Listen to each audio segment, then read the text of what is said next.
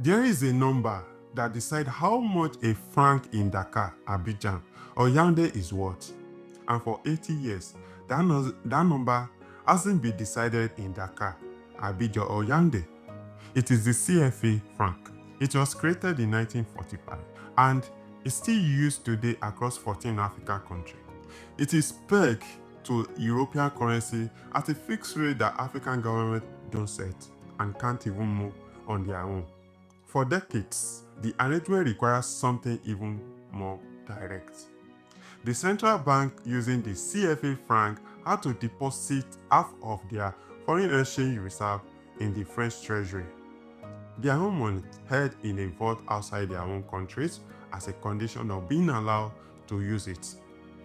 No track were laid for this, no cable was run under an ocean, and that is what makes this sterling differently from the infrastructure story you've heard before. Control doesn't require something you can see. It can be a peg, a rate, a clause in a monetary agreement signed decades before anyone alive today had a vote in it. The people who set the rates weren't asking what Dakar needed. They were asking what stability for whom the arrangement should guarantee. And for most of the CFA franc history, the honest answer to whose stability pointed back to Paris. And this is not to point finger at any country.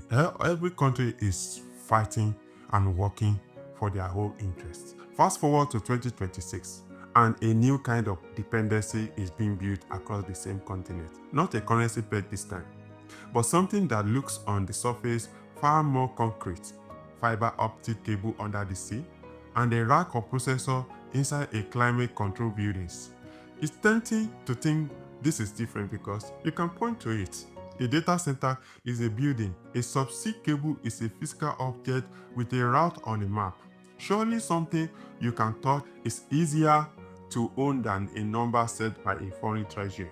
But the CFA franc teaches the opposite lesson. Ownership was never really about whether the thing was reusable. It was about who set the terms attached to it. And right now, most of the AI system trade on African data, used by African businesses and marketed to African governments and running on infrastructure whose terms are still being set somewhere else. The pricing, the access, what gets built, where it gets built, who profit from what flow through it. The tech question and the AI question turn out to be the same question asked in two different countries. Who set the terms, even when the thing itself is set on African ground? Let's be realistic. This is not a hypothetical argument. It is sitting in the data released just this past week. Start with the scale of the road. Global AI investment in 2026 is on a pace to cross $1 trillion. New analysis this month put the real figure even higher than the headline number most people cite. Africa's most quoted share of that $1 trillion number is 2.5%, already a small amount. The new math makes it even smaller. Now, look at where that physical infrastructure actually sits. A French IMF analysis found that Sub-Saharan Africa hosts only about 160 data center facilities. That is roughly about 5.5% global installation, despite a far bigger population and one of the fastest growing workforce on it. And here is where the currency lesson stops being a metaphor and starts being a live wire. Industry research released this week found that 80 to 90% of Africa data is still processed and stored outside of the continent. In Dublin, Frankfurt, Amsterdam, different cities from the ones that used to hold African monetary reserve. Same arrangement. The asset is generated locally. The terms and the value is settled somewhere else. Underneath all of it, see the warning that complicates any tidy narrative.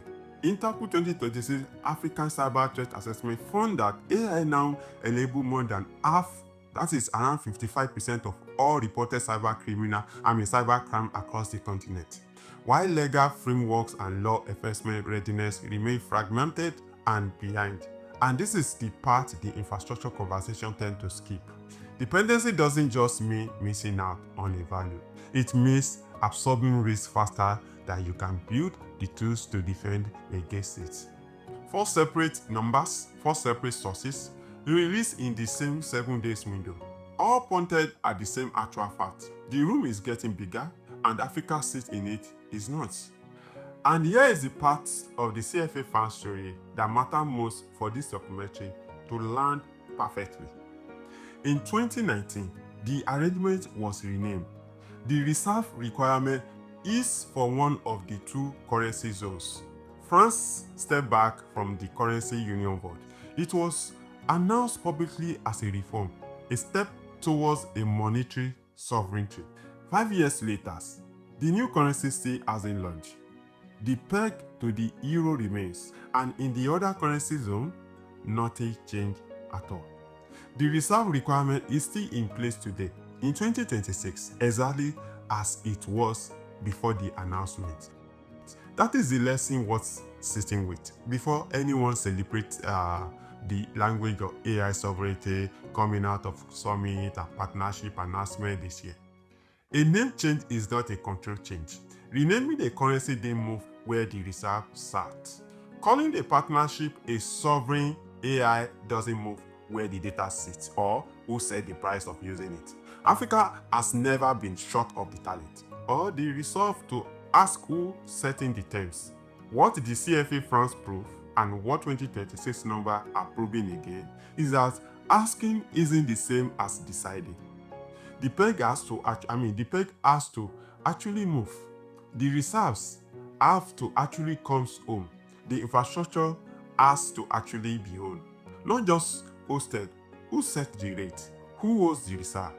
And what actually determines the value, no matter how far from view the mechanism sits. That's the story this channel exists to keep telling. And if you find this insightful, kindly subscribe to this channel and follow us on all our social media platforms so that you don't miss the next content coming your way. Thanks for watching, and I will see you in the next one.